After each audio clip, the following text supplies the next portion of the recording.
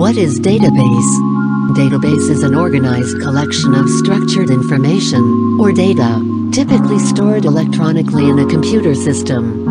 A database is usually controlled by a database management system. Data within the most common types of databases in operation today is typically modeled in rows and columns in a series of tables to make processing and data querying efficient.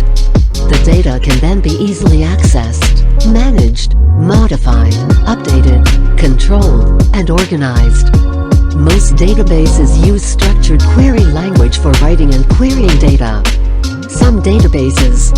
1. Relational databases. In a relational database management system, the relationship between data is relational, and data is stored in tabular form of columns and rows.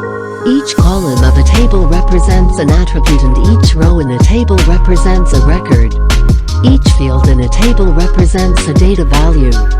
Structured query language is the language used to query RDBMS, including inserting, updating, deleting, and searching records.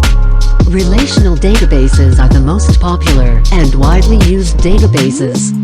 Some of the popular DDBMS are Oracle, SQL Server, MySQL, SQLite, and IBM DB2. Examples: Microsoft SQL Server, Oracle Database, MySQL, PostgreSQL and IBM DB2. Document databases, MongoDB.